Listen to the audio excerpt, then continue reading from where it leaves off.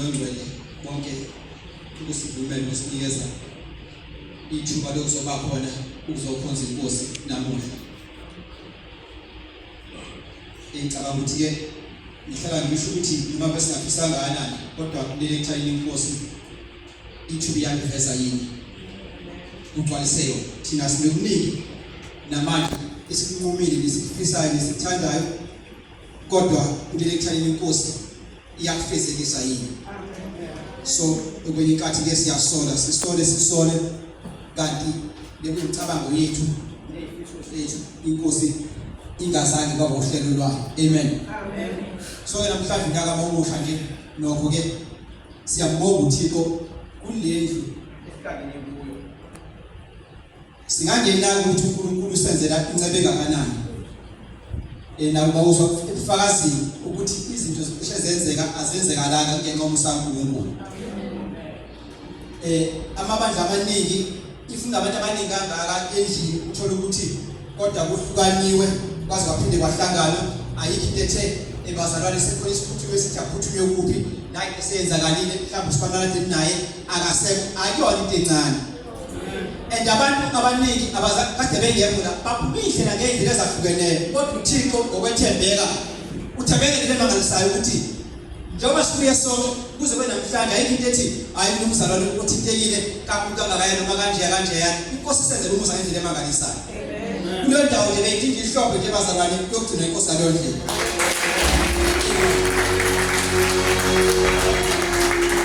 Sinande sinake lezi zinto singasiqapheli ukuthi kanti zikhulu kangakanani kube ngathi nje ukujwayelekile vele uzoba njalo kanti cha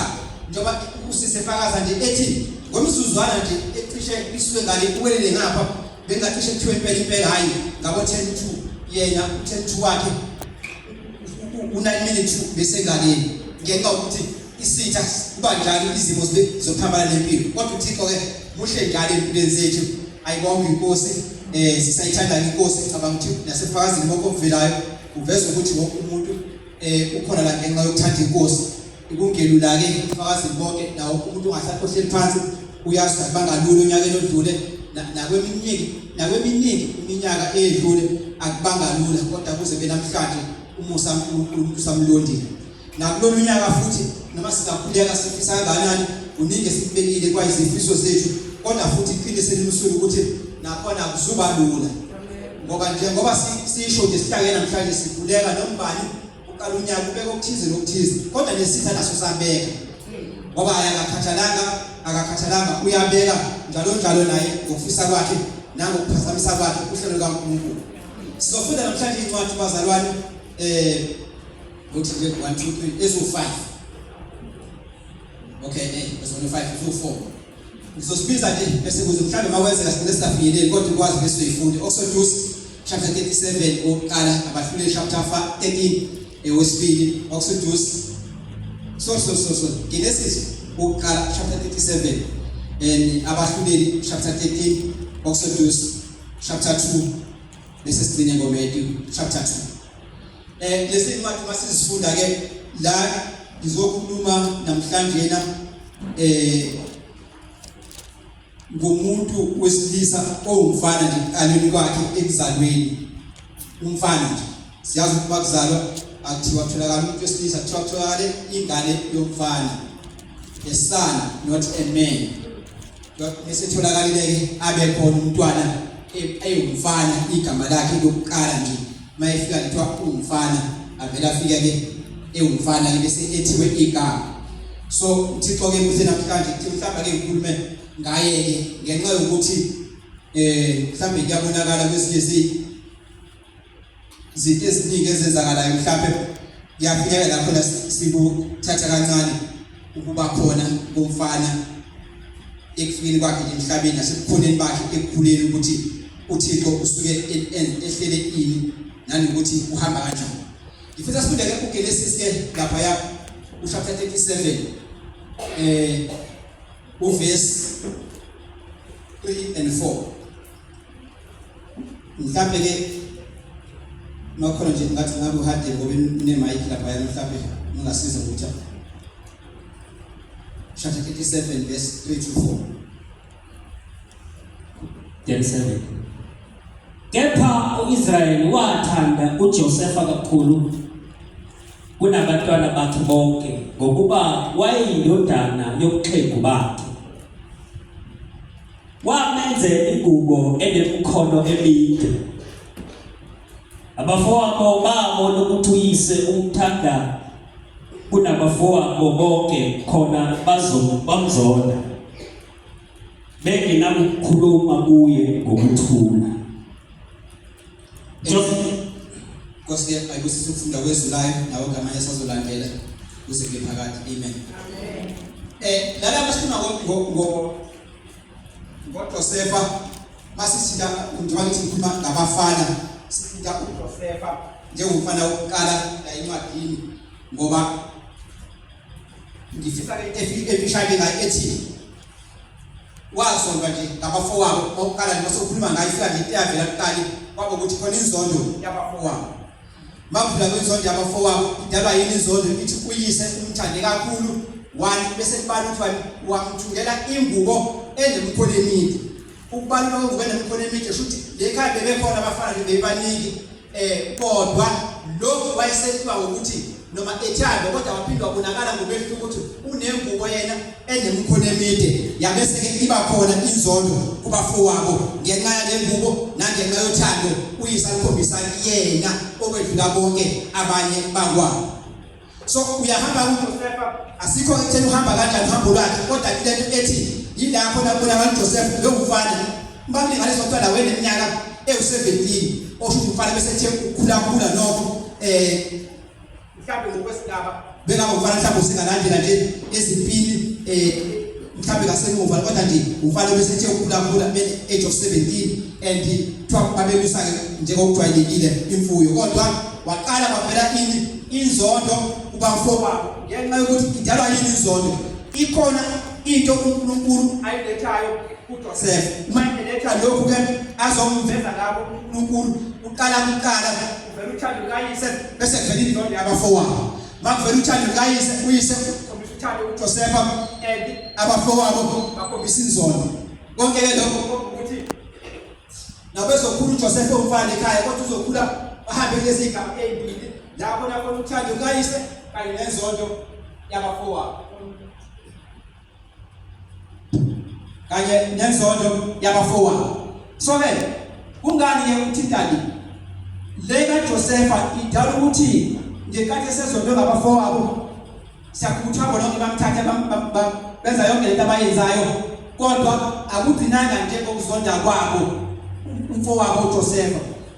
umzonda kwabo nangokulwa kwabo bese bamlahla bambize ngofileyo kodwa uNkulunkulu waguqula konke lokho kuzondwa naloko kulahlwa afa lofileyo kubo kanti uyaphinda wakwenza uNkulunkulu kwayinto enhle kakhulu leyigugu bona bonke okwedlula even inzondo ababenayo ngaye ngenkathi esebuya sebemthola sebe right ese right uJosefa nabo sebeba right but ngiyacabanga ukuthi basala nembeza njalo owabadla ngathi impilo yabo yonke inkodwa ngenxa yokuthi babazi ukuthi lo sambiza ngofileyo ngenxa yokusinzamile ukumlaya. Ngithi-ke kungani ingenxa wayewumfana uJosefa wokuqala la ovelayo ukuhlupheka kwabo. Ngiyasebenza kancane esilapha also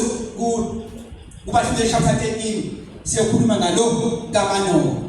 Abahlushilo chapter 13 uverse 5.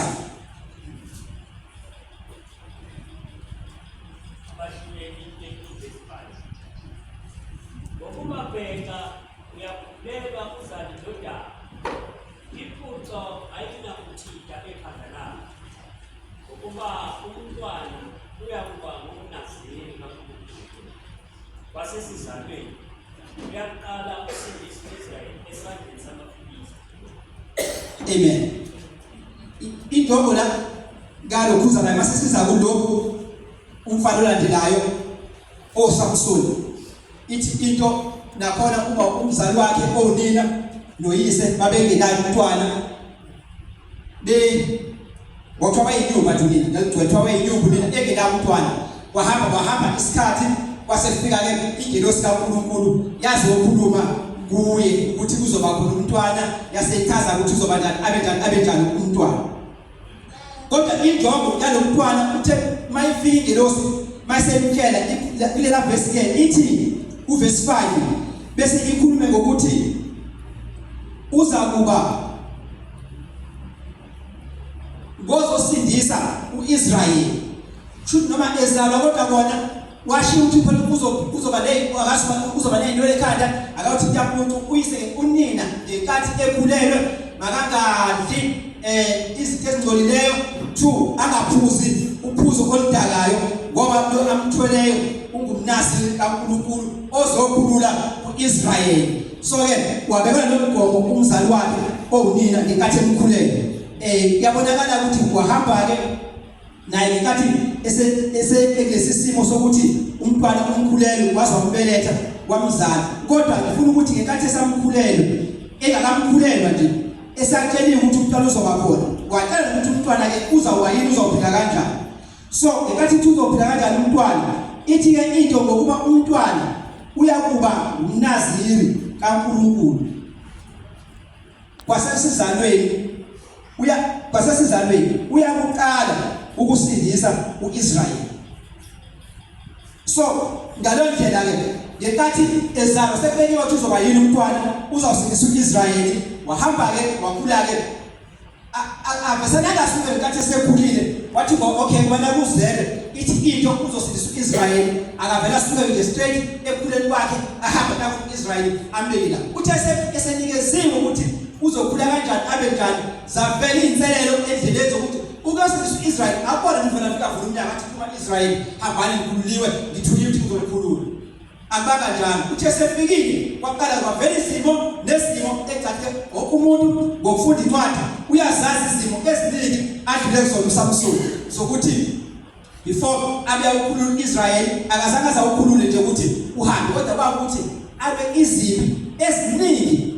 before kube ukuthi uIsrayeli uyayithola inkululeko. La uSamsoni isikhathi esiningi izimo uzilwe eyedwa esikwanje athiba nesimo alwe abehlule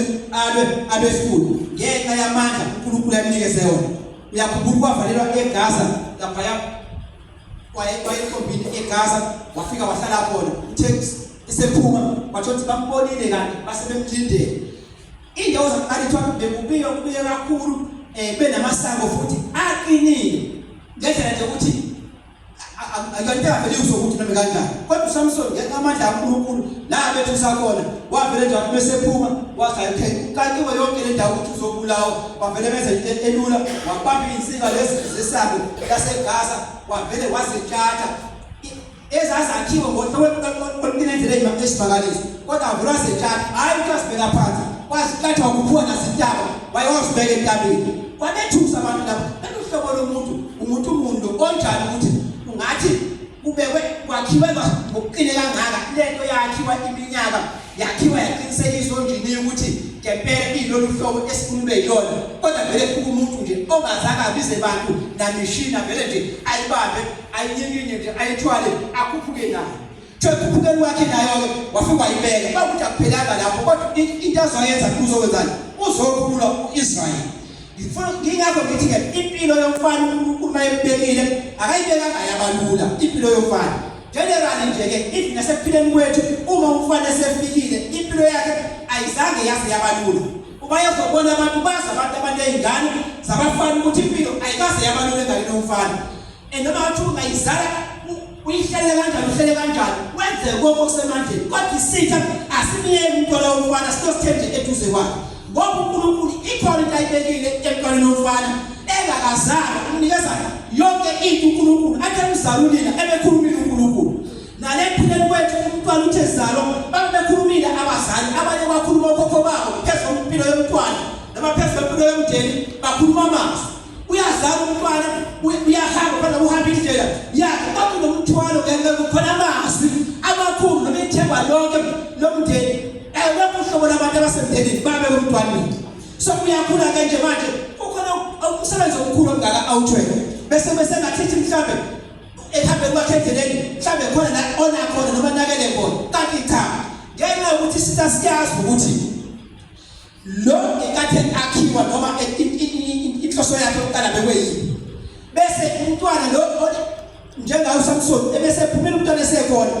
athe hamba isitha sona singabi naye singamlindi ukuthi aze agcwalele mdala imali silwa naye. but uSamson yena ukhulileke la wanikwa amandla nje kahle walaselwa ngamandla akhe. Ingakho soqhubeka siphinde sibona abanye abafana ukuthi kwenzakalani ukuze liqede ngale yabafana. Asambe eseExodus chapter 5 uverse 2. Awusikazi lemihlatshelo yonke yaba Juda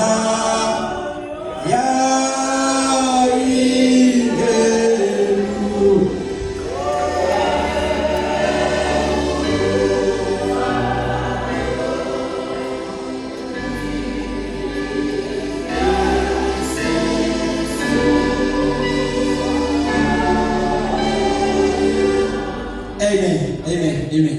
Abezinandi lezi ingoma hey awufunde ukani Exodus 5:2. Wathi Faro ngubani uJehova ukuba ngilale izwi lakhe ngimyeke uIsrael kuba hambe naye. Sorry. Chapter 2 verse 2. So chapter 5:2. 2 verse 2. Sorry. Exodus 2:2. Wakhulelwa lo mfazi wazala indodana esebonile ukuthi inhle wayithukusa izinyanga ezintathu. Amen. Lana ke sekuyindodana le ezalwa la sekeseGibhithe ngenkathi uMose lendodana ezalwayo elithi wazalwa uthe bazalwe kwakuthi inkosi le yaseGibhithe isibonile ukuthi ama-Israyeli angabantu abanamandla kangakanani sebesaba ukuthi uIsrayeli angasavele indawo yaseGibhithe ayithathe yonke ayidle iphathwe nguye uIsrayeli. Yasekhipha inkosi umyalelo ukuthi babelethisi laba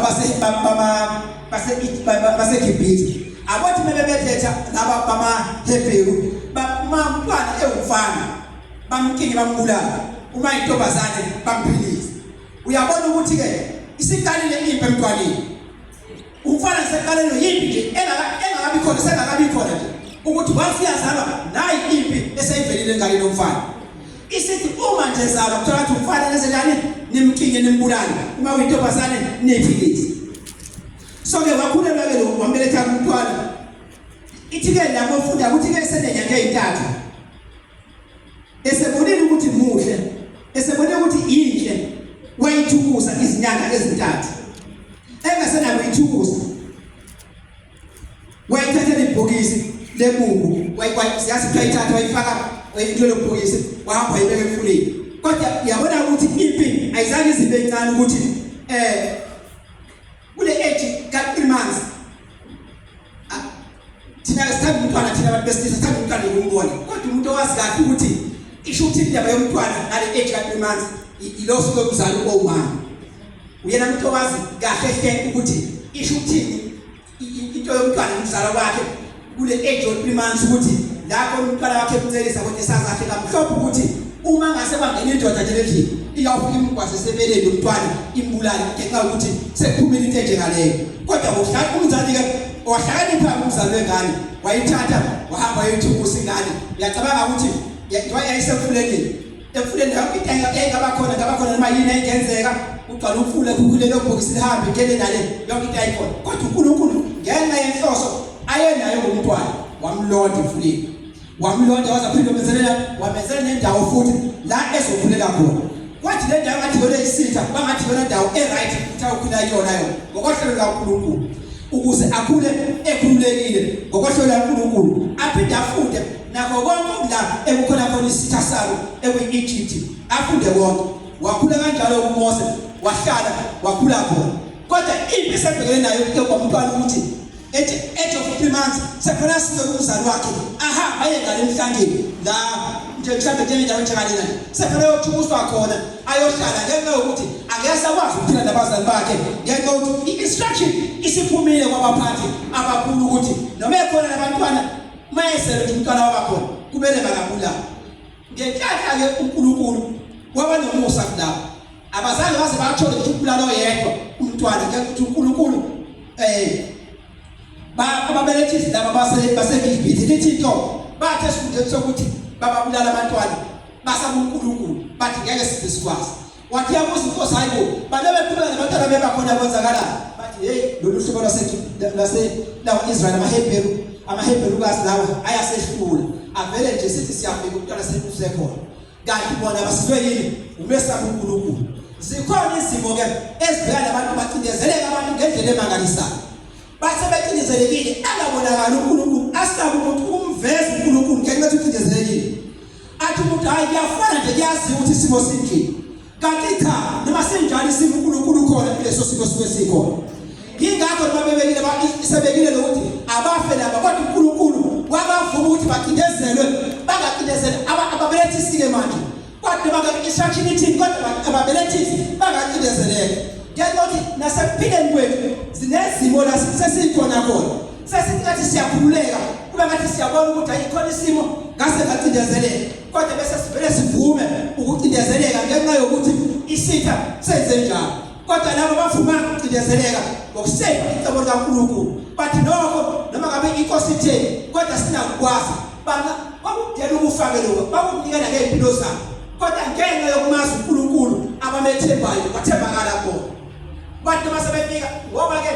into eyimnandi inkosi njengomuntu wesilisa ayazi lutho ngokubelethisa amen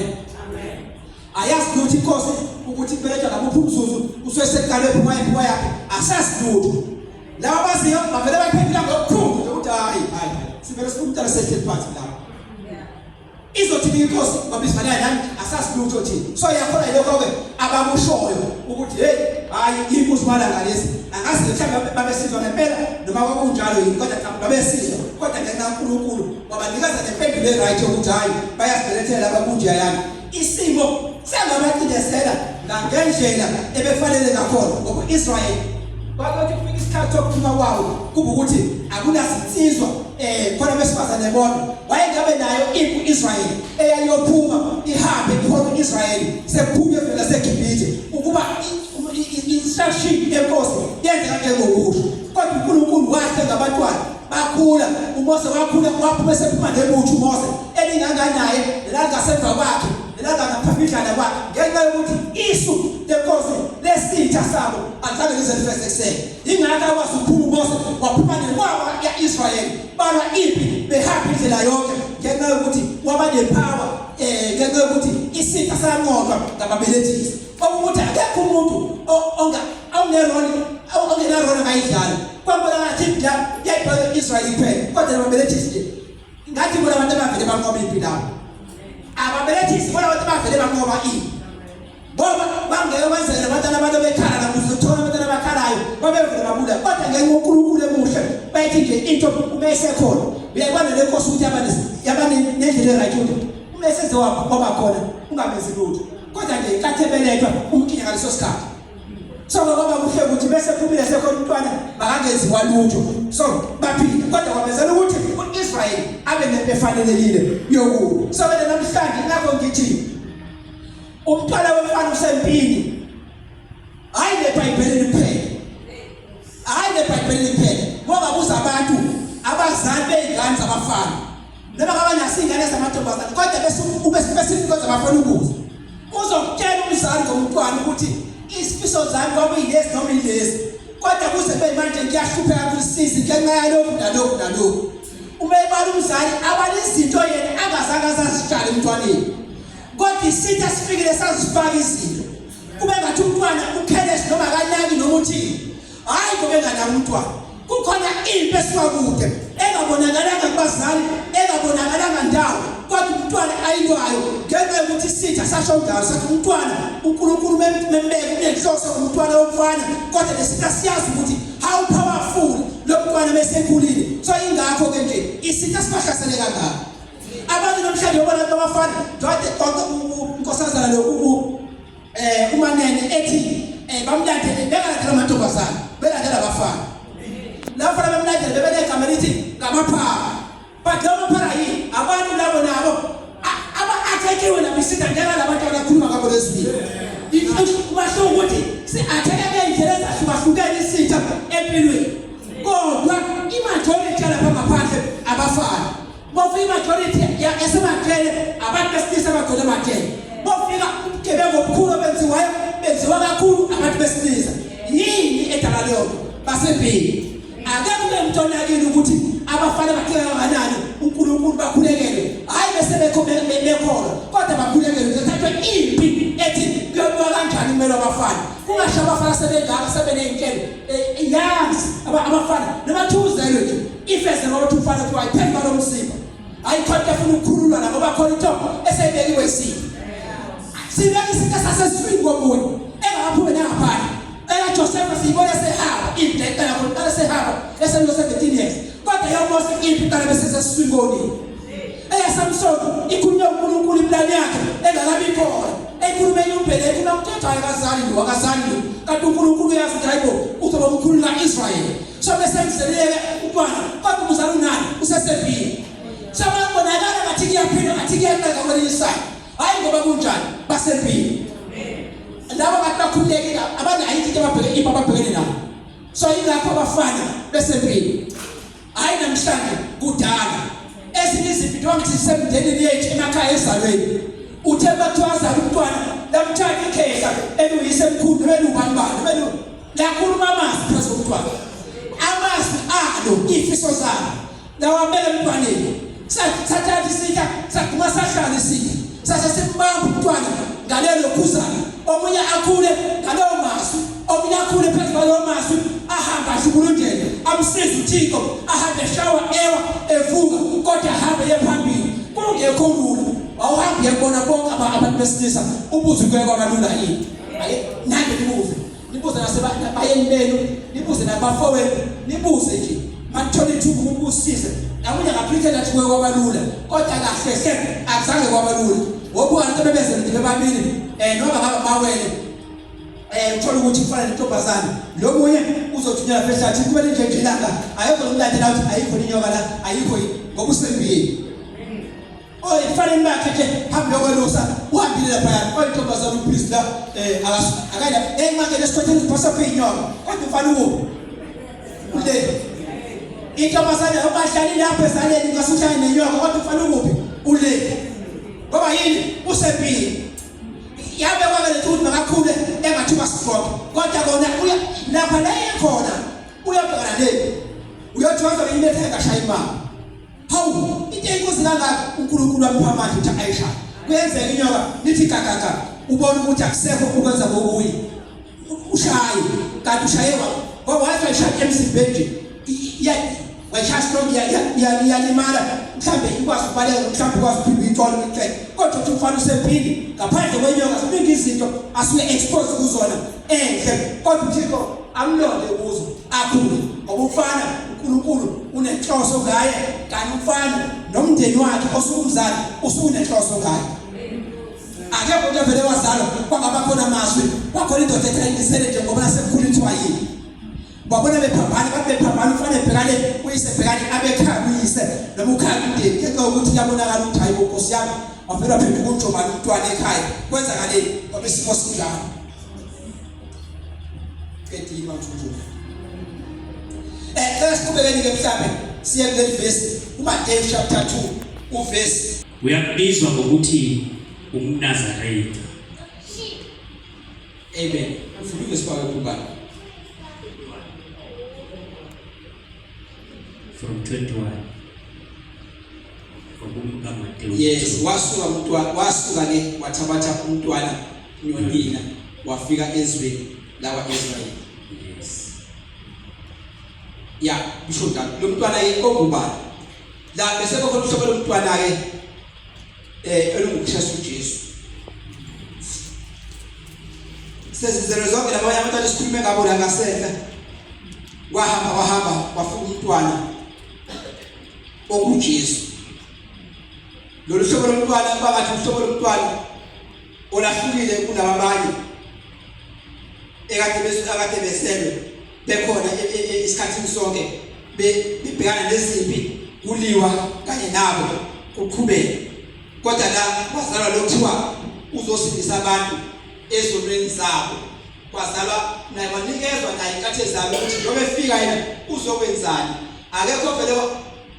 njobe esetshela umzali wakhe uMaria ukuthi uzokhulaza umntwana kwathiwa isizathu sokumzala esiphi uzokwenzani njengoba ezalwa ukuthi watshele nkathi ezokhulela uzokhulela umntwana ozomzala uzaba umfana bese uzokwenzana umntwana uzawusindisa uIsrayeli uzawusindisa lo nto uIsrayeli abantu bakhe ezonweni zabo kanti lo qala bekwe specific kulokhuzana uSamson ukuthi yena uyakusindisa uIsrayeli so lo uzosindisa abantu bakhe lo ezonweni zabo into ngokuthasa uJesu lo lozalwayo uthi kodwa ngalesi sikhathi esezele wazalwa yikukhona inkosi uHerod inkosi yayikhona lesa sikhathi esezele ke waqala ukuthi uHerod noma inkosi ekudala uHerod bengaselo eminyakeni engasibo 73 ngalesa sikhathi kodwa thema kufika ukuthi kuzala umntwana ngicabanga ukuthi esikhathini sakhe uHerod lo 73 years useka wabhekana nezifo wabhekana namadoda namakhosi kwafika wakhipha impi nayona leyo yamanye amakhosi kodwa lesi sikhathi ithi ke mase kufika lo igama lokuthi ukhona uzele ozoba inkosi lithi ke yona yamkhathaza kakhulu ke uHerod kunezinto zonke ake wazilwa kulo 73 years anawo mhlawumbe uzelusana nje omncane waqala wakhathaza kakhulu ngoba kwavulela into kuHerod ingakazi kwamuntu yaziwa bazali ukuthi umntwana ozozala uzoba njani kodwa Herod yavela yasobala ukuthi lolu hlobo lomntwana oluzayo njengoba kuthi inkosi wona uhlobo lolu ngakazi waphila nalo so ingakho eBroba ne21 ngakho Herod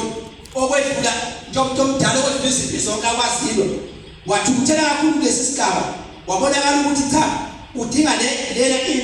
eyilwile futhi ndazo yiba ngayo ukuthi abantwana bababula so wakhipha la khona umyalelo ukuthi ke abantwana babafana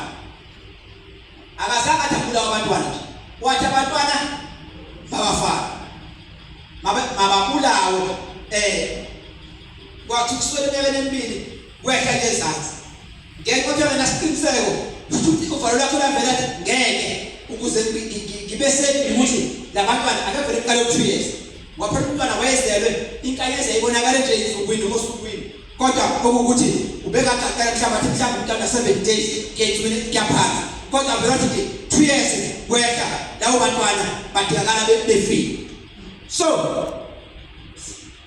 lana ke abafanele nalapha ku-Oxytocin ngoba Oxytocin kuba khona ababelethisi basinde abantwana kodwa la kuphuma into ethi laba sebezelwe abantwana ubusezele senofakazi ukuthi ubuzele ufakazi bakhe kuvezwa yini kuvezwa ukuthi ingane ezibonakalile izabonakala nezazi le ayikokwanga ke abantu kuphela kodwa into esiqiniseko sayo ukuthi ingake keep instruction ngoba ingayenza njani ibonakalile